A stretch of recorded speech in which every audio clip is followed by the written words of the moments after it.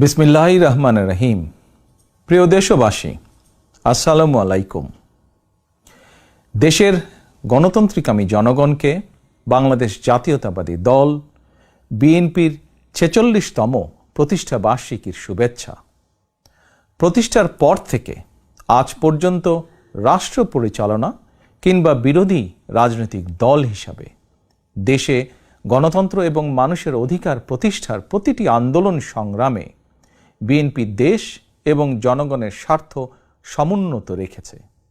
এ কারণেই শত প্রতিকূল পরিস্থিতি পেরিয়েও দেশের গণতান্ত্রিকামী জনগণের কাছে স্বাধীনতার ঘোষকের দল বিএনপি সবচেয়ে জনপ্রিয় এবং বিশ্বস্ত রাজনৈতিক প্রতিষ্ঠান।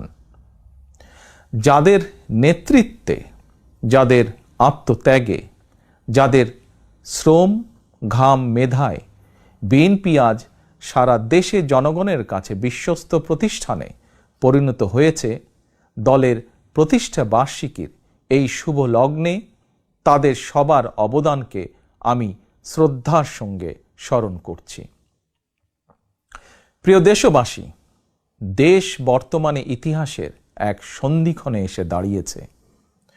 ছাত্র জনতার আকাঙ্ক্ষার বৈষম্যহীন বাংলাদেশ গড়ার কঠিন এক চ্যালেঞ্জের মুখে অন্তর্বর্তীকালীন সরকার। হাজারো শহীদের আত্মত্যাগ আর অসংখ্য ছাত্র জনতার নিদারুণ যন্ত্রণাকর পরিস্থিতির মধ্য দিয়ে গত ৫ই আগস্ট দেশ স্বৈরাচার মুক্ত হয়েছে। তবে গণ অভ্যুত্থানের সাফল্য এবং সম্ভাবনা নস্যাৎ করে দিতে স্বৈরাচারের দোসররা এখনও ষড়যন্ত্র অব্যাহত রেখেছে। আমি বিশ্বাস করি, বাংলাদেশের পক্ষে শক্তি সতর্ক থাকলে বাংলাদেশকে আর বিপথে নেওয়া যাবে না, আর পথ হারাবে না আমাদের এই প্রিয় বাংলাদেশ। প্রিয় দেশবাসী, ষড়যন্ত্র কিংবা অপপ্রচার চালিয়ে গত ১৫ বছরের অনাচার, অবিচার জনগণকে আর ভুলিয়ে দেওয়া যাবে না।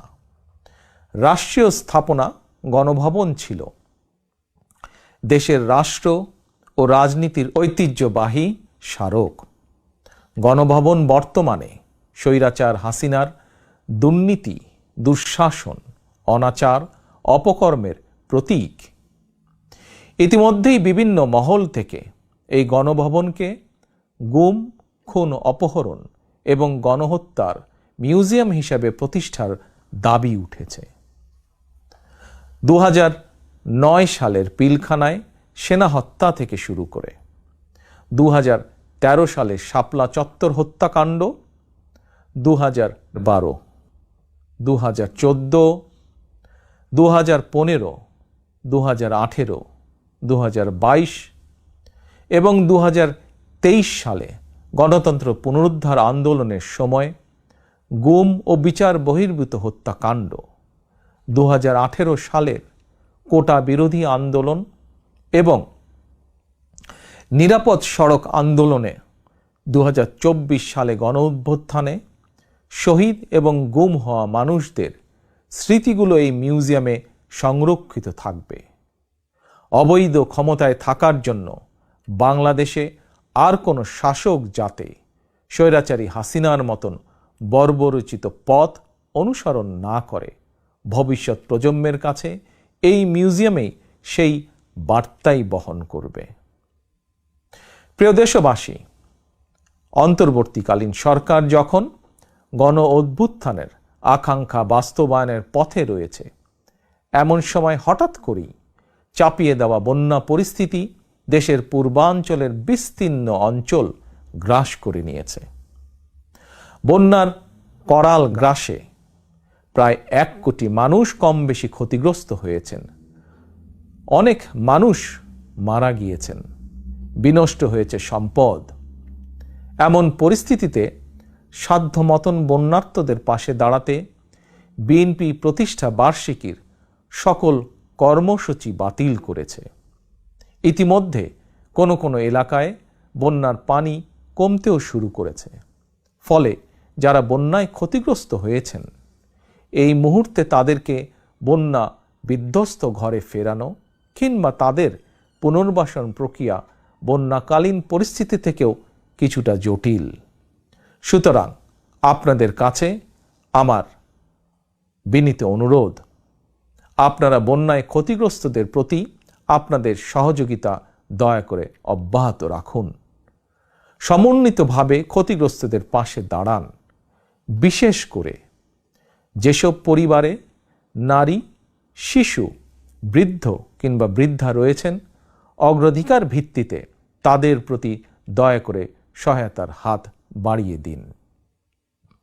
সফলজনকভাবে বন্যা পুনর্বাসন প্রক্রিয়া সম্পন্ন করতে একজন নাগরিক হিসাবে সরকারি উদ্যোগ বাস্তবায়নেও দয়া করে সক্রিয় ভূমিকা রাখুন।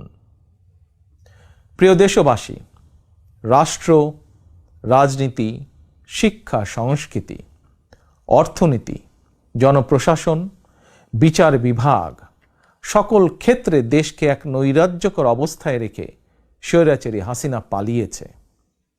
দেশকে একটি ঋণ নির্ভর, আমদানি নির্ভর, পরনির্ভর করে রেখে স্বৈরাচারী হাসিনা পালিয়েছে। শুধুমাত্র একজন হাসিনাই পালিয়ে যায়নি, তার বিনা ভোটের মন্ত্রিসভা, বিনা ভোটের সকল এমপি, এমনকি তাদের নিয়োগ দেওয়া বায়তুল মোকাররমের খতিব পর্যন্ত পালিয়েছে। দেশের এমন নজিরবিহীন ভয়ানক পরিস্থিতি অতিক্রম করে জনগণ এখন সম্মান এবং সমৃদ্ধির পথে এগিয়ে যেতে চায়। তাই দেশকে জনতার কাঙ্ক্ষিত বাংলাদেশে রূপান্তর করতে রাষ্ট্র সংস্কার কার্যক্রমের কোনোই বিকল্প নেই। তবে রাষ্ট্র সংস্কার একটি চলমান, দীর্ঘমেয়াদী এবং ধারাবাহিক প্রক্রিয়া। টেকসই এবং কার্যকর উপায়ে রাষ্ট্র সংস্কার করতে হলে সংস্কার প্রক্রিয়ার সঙ্গে অবশ্যই জনগণের প্রত্যক্ষ অংশগ্রহণ থাকা জরুরি। গণতান্ত্রিক বিশ্বের দেশগুলোতে জনগণের ভোট প্রয়োগের অগ্রাধিকার নিশ্চিত করার মাধ্যমে রাষ্ট্র সংস্কার কার্যক্রমে জনগণের অংশগ্রহণ নিশ্চিত করা হয়ে থাকে। কারণ একটি গণতান্ত্রিক রাষ্ট্রে সরকার এবং জনগণের মধ্যে কার্যকর সেতুবন্ধন হচ্ছে জনপ্রতিনিধিত্বশীল জাতীয় সংসদ। প্রিয় দেশবাসী, জনগণের লুণ্ঠিত ভোটের অধিকারকে পুনঃপ্রতিষ্ঠিত করে একটি জনপ্রতিনিধিত্বশীল সরকার প্রতিষ্ঠার লক্ষ্যে রাষ্ট্র সংস্কারে প্রথম পদক্ষেপ হিসাবে অগ্রাধিকার ভিত্তিতে নির্বাচন কমিশন, আইন শৃঙ্খলা বাহিনী, জনপ্রশাসন, দুদক সহ সাংবিধানিক প্রতিষ্ঠানগুলো সংস্কার কিংবা পুনর্গঠন জরুরি। সেই লক্ষ্য অর্জনে অন্তর্বর্তীকালীন সরকার তাদের পরিকল্পনা অনুযায়ী রাষ্ট্র সংস্কার কার্যক্রম এগিয়ে নিচ্ছে বলে আমরা মনে করি। সুতরাং জনগণের প্রত্যক্ষ ভোটে একটি জনপ্রতিনিধিত্বশীল রাষ্ট্র এবং সরকার গঠনের লক্ষ্যে দেশকে নির্বাচনী রোডম্যাপে তোলার জন্য প্রয়োজনীয় রাষ্ট্র সংস্কারের জন্য জনগণ অন্তর্বর্তীকালীন সরকারকে সব রকমের সহায়তা করতে প্রস্তুত।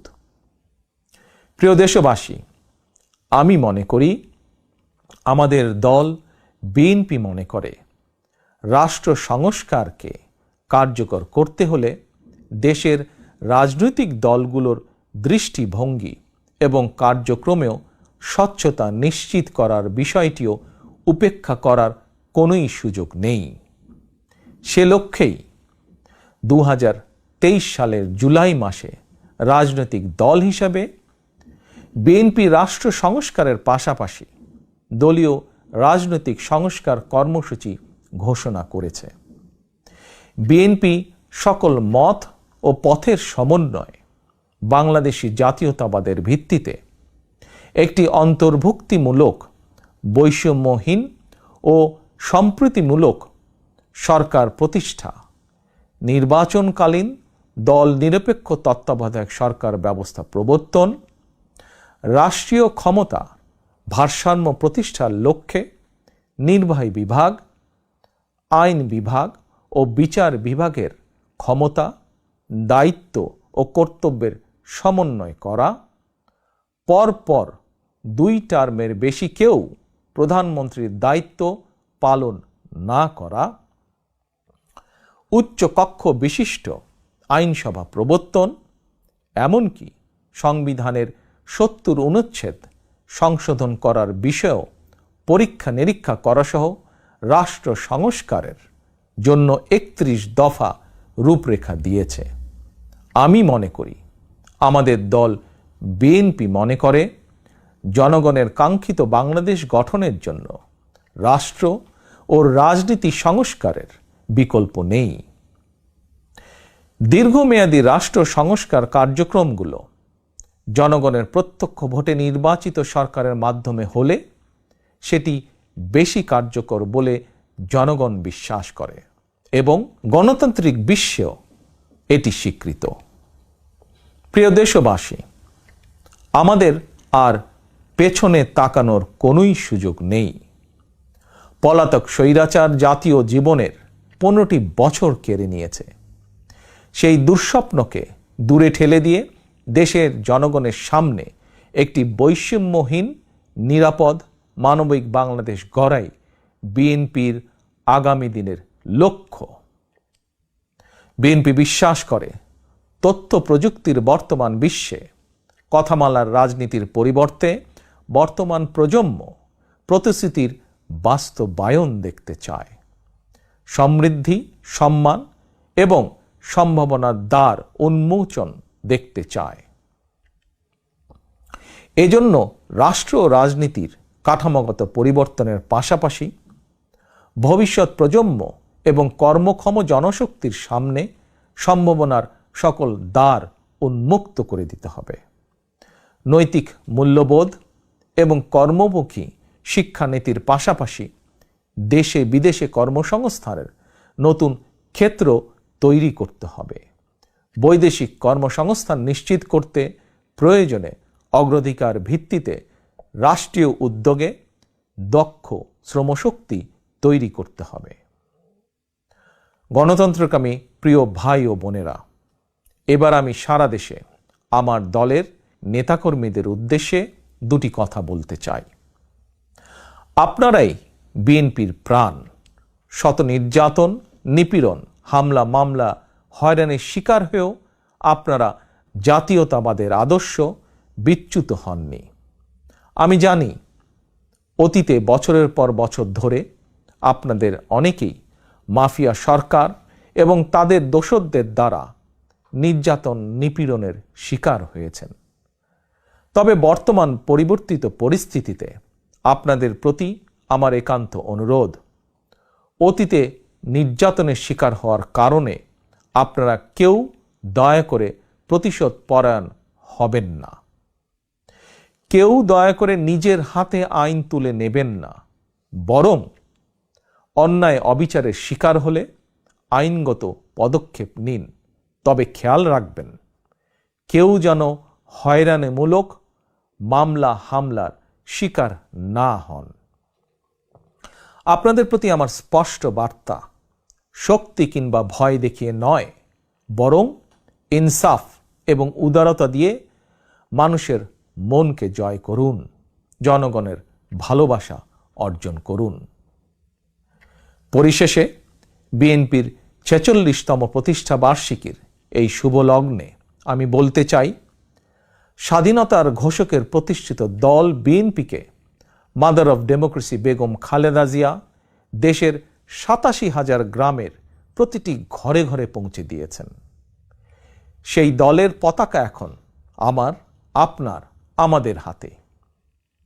এই পতাকা এখন শুধু বিএনপির দলীয় পতাকাই নয়, বরং এই পতাকা এখন দেশ এবং জনগণের স্বাধীনতা ও অধিকার রক্ষার প্রতীকে পরিণত হয়েছে। সুতরাং যারা এই পতাকার মর্যাদা সমুন্নত রাখতে চান, তারা কোনো প্রকার অনৈতিক কিংবা অনধিকার চর্চায় লিপ্ত হবেন না।